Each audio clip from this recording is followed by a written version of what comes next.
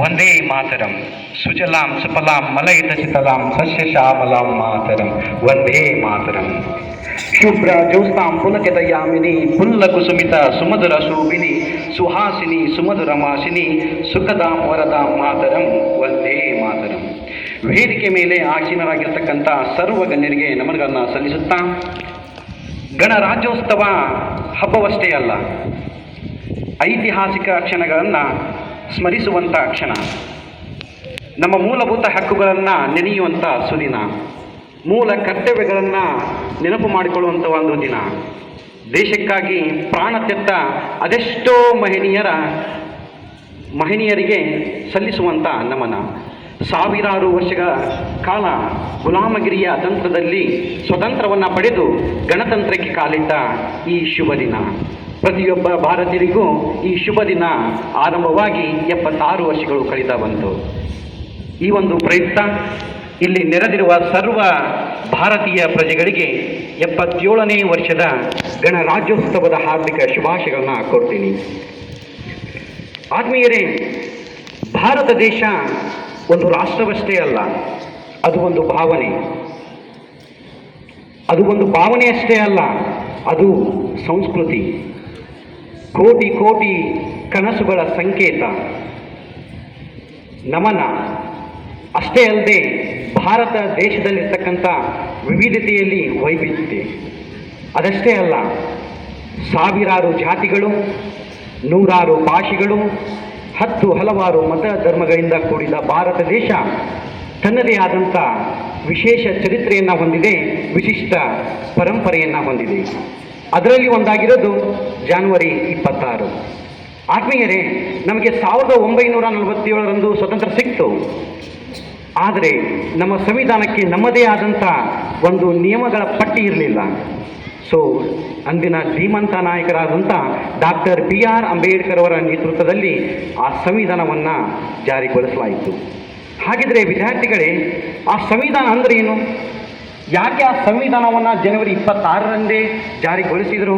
ಅದರ ವಿಶೇಷತೆಗಳೇನು ಎಂದು ನೋಡ್ತಾ ಹೋಗೋಣ. ಈಗ ಮೊದಲನೇದಾಗಿ, ಭಾರತದ ಪ್ರಜೆಗಳನ್ನು ಆಳ್ತಕ್ಕಂಥ ಶಾಸಕಾಂಗ, ನ್ಯಾಯವನ್ನು ದೊರಕಿಸಿಕೊಡುವಂಥ ನ್ಯಾಯಾಂಗ, ಹಾಗೂ ಭಾರತ ಪ್ರಜೆಗಳ ಕೆಲಸಗಳನ್ನು ಮಾಡ್ತಕ್ಕಂಥ ಕಾರ್ಯಾಂಗ, ಈ ಸಂಸತ್ತಿನ 3 ಪ್ರಮುಖ ಅಂಗಗಳು ಯಾವೆಲ್ಲ ನಿಯಮಗಳನ್ನ ಹೊಂದಬೇಕು, ಏನೆಲ್ಲ ನಿಯಮಗಳನ್ನು ತೆಗೆದುಕೊಳ್ಬೇಕು, ಏನೆಲ್ಲ ಪಾಲಿಸಬೇಕೆಂಬ ಒಂದು ಮಾಹಿತಿಗಳ ಗುಚ್ಛವೇ ಸಂವಿಧಾನ. ಹಾಗಿದ್ರೆ ಈ ಸಂವಿಧಾನದ ವಿಶೇಷತೆಗಳು ಏನು ಅಂತ ನೋಡ್ತಾ ಬಂದಾಗ, ವಿಶ್ವದ ಅತಿ ಸುದೀರ್ಘ ಲಿಖಿತ ಸಂವಿಧಾನ ನಮ್ಮ ಭಾರತ ಸಂವಿಧಾನವಾಗಿದೆ. ಆಲ್ರೆಡಿ ಹೇಳಿದ್ರೀಗ, ಭಾರತ ಸಂವಿಧಾನದಲ್ಲಿ 395 ವಿಧಿಗಳಿವೆ, 25ಕ್ಕೂ ಹೆಚ್ಚು ಭಾಗಗಳಿವೆ, 8 ಅನುಸೂಚಿತಗಳಿವೆ. ಪ್ರಸ್ತುತವಾಗಿ 470ಕ್ಕೂ ಹೆಚ್ಚು ಲೇಖಗಳನ್ನು ಹೊಂದಿರತಕ್ಕಂಥ ಏಕೈಕ ಭಾರತ ಸಂವಿಧಾನ ಅಂದರೆ ನಮ್ಮ ಭಾರತ ಸಂವಿಧಾನವಾಗಿದೆ. ಇದರ ಹೆಗ್ಗಳಿಕೆ ಏನು ಗೊತ್ತಾ? ಪ್ರಸ್ತುತ ವರ್ಷಗಳಲ್ಲಿ 470ಕ್ಕೂ ಹೆಚ್ಚು ಲೇಖಗಳನ್ನು ಹೊಂದಿದೆ. ಈ ಒಂದು ಹೆಗ್ಗಳಿಕೆಯಲ್ಲಿ ವಿಶ್ವದಲ್ಲಿಯೇ ಏಕೈಕ ಸಂವಿಧಾನ ನಮ್ಮ ಭಾರತ ಸಂವಿಧಾನವಾಗಿದೆ. ಹೌದು.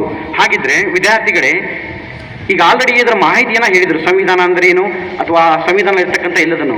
ನಾನು ನಿಮ್ಮಿಂದ ಒಂದು ವಿಷಯವನ್ನು ವ್ಯಕ್ತಪಡಿಸಲಿಕ್ಕೆ ಇಷ್ಟಪಡ್ತೀನಿ. ಯಾಕಪ್ಪ ಸಂವಿಧಾನ ನಮಗೆ ಭಾರತಕ್ಕೆ ಸ್ವತಂತ್ರ ಸಿಕ್ಕಿದ್ದು 1947ರಲ್ಲಿ. ಅದಾದ 3 ವರ್ಷಗಳ ಕೊನೆಯಲ್ಲಿ ನವೆಂಬರ್ 26, 1949ರಲ್ಲಿ ಆಲ್ರೆಡಿ ಸಂವಿಧಾನವನ್ನು ರಚಿಸಲಾಗಿತ್ತು. ಆದರೆ ಏಕೆ ಅವತ್ತೇ ನಮಗೆ ಸಂವಿಧಾನವನ್ನು ಜಾರಿಗೊಳಿಸಲಿಲ್ಲ ಅನ್ನೋ ಒಂದು ನಿರ್ದೇಶನವನ್ನು ನಿಮಗೆ ಕೊಡ್ತೇನೆ. ಹಾಗೆ ನಮಗೆ ಇದುವರೆಗೂ ಕಾಡ್ತಕ್ಕಂಥ ಒಂದು ಪ್ರಶ್ನೆ ಏನಪ್ಪ ಅಂತಂದರೆ, ಏಕೆ ಸಂವಿಧಾನವನ್ನು ಜನವರಿ 26ರಂದೇ ಜಾರಿಗೊಳಿಸೋದು ಎಂಬುದು.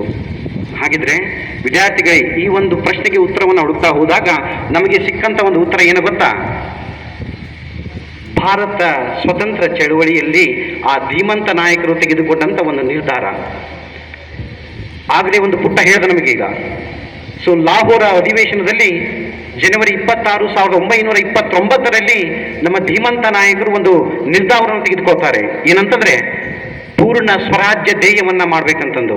ಅಂದ್ರೆ ನಮ್ಮ ಭಾರತ ದೇಶವನ್ನ ಪೂರ್ಣ ಸ್ವರಾಜ್ಯವನ್ನಾಗಿ ಗಳಿಸಬೇಕು ಮಾಡಬೇಕು ಅನ್ನೋ ಒಂದು ಧ್ಯೇಯವನ್ನ ತೆಗೆದುಕೊಳ್ತಾರೆ.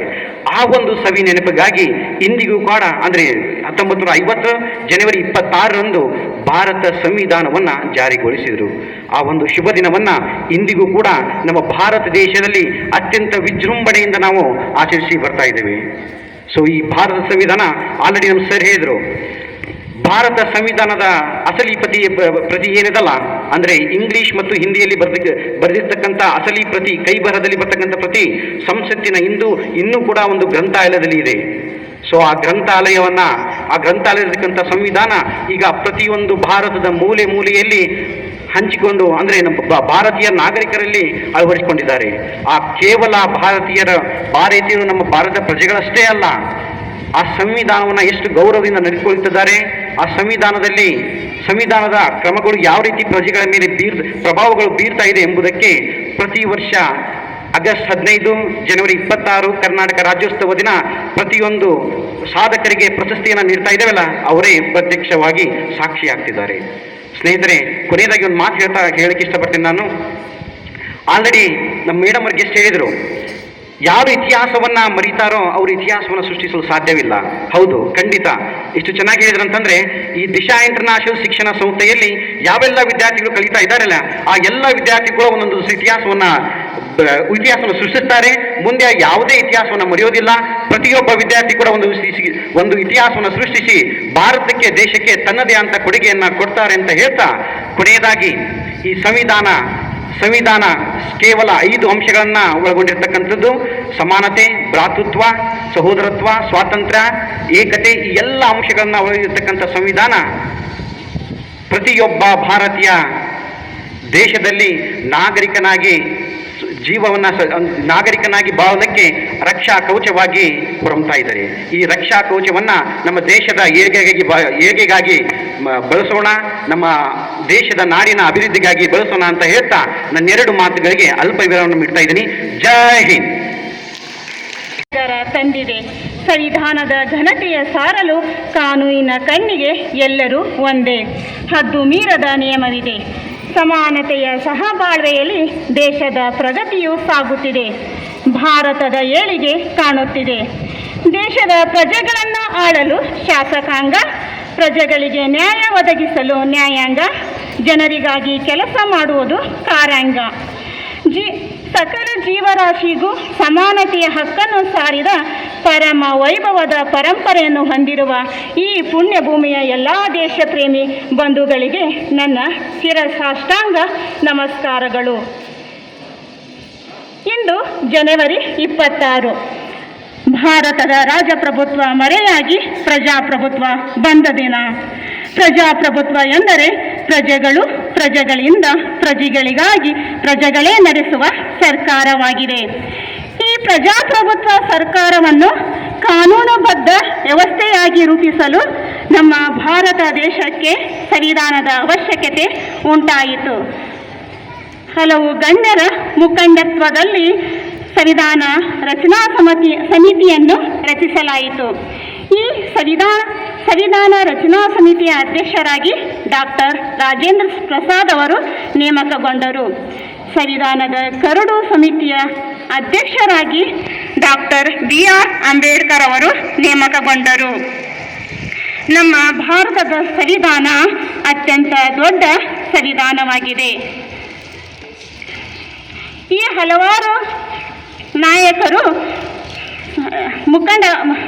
ಮುಖಂಡರು ವಿಶ್ವದ ಹಲವು ಸಂವಿಧಾನವನ್ನು ಅಧ್ಯಯನ ಮಾಡಿ ಹಲವು ಉತ್ತಮ ಅಂಶಗಳನ್ನು ಆಯ್ದುಕೊಂಡು ನಮ್ಮ ಭಾರತಕ್ಕೆ ಒಂದು ಉತ್ತಮವಾದ ಸಂವಿಧಾನದ ಕರಡು ಪ್ರತಿಯನ್ನು ತಯಾರಿಸಿದರು. ಈ ಕರಡು ಪ್ರತಿಯು ಹಲವಾರು ಮಾರ್ಪಾಡುಗಳೊಂದಿಗೆ 1949 ನವೆಂಬರ್ 26ರಂದು ಅಂಗೀಕರಿಸಲಾಯಿತು.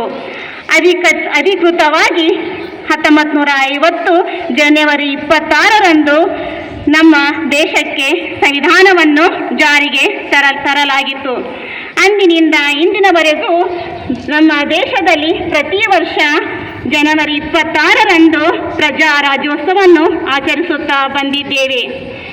ಎಲ್ಲ ದೇಶದ ಸಂವಿಧಾನಕ್ಕಿಂತ ನಮ್ಮ ಭಾರತ ದೇಶದ ಸಂವಿಧಾನ ಅತ್ಯಂತ ದೊಡ್ಡದಾದ ಸಂವಿಧಾನವಾಗಿದೆ ಮತ್ತು ನಮ್ಮ ದೇಶದ ಸಂವಿಧಾನ ಹೆಚ್ಚು ಅನುಚ್ಛೇದಗಳನ್ನು ಹೊಂದಿದೆ.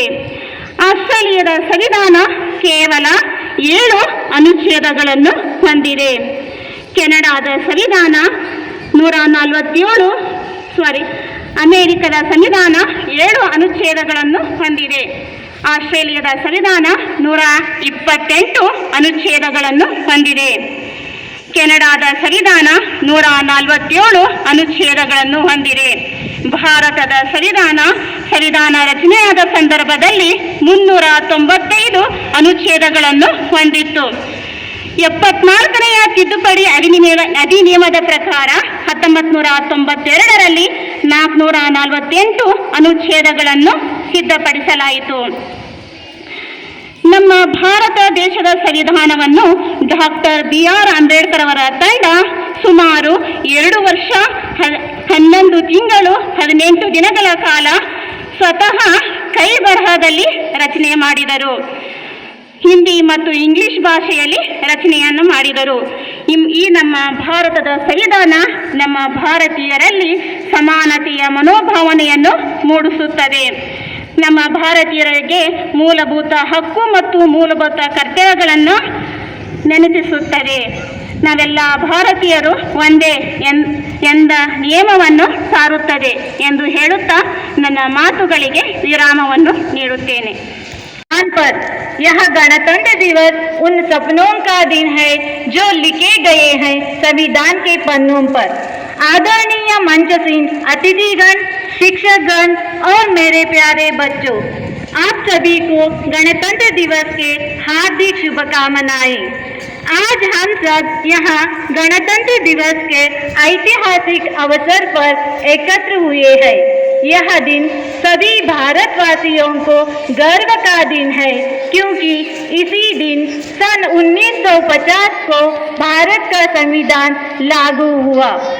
आप देखें, आज सुबह जो फहराया गया वह तिरंगा, वह केवल कपड़ा नहीं बल्कि वह एक प्रश्नवाचक चिन्ह है जो हर युवा अपने आंखों से पूछा जा रहा है, आप क्या बनोगे, आप इस देश को क्या बनाओगे।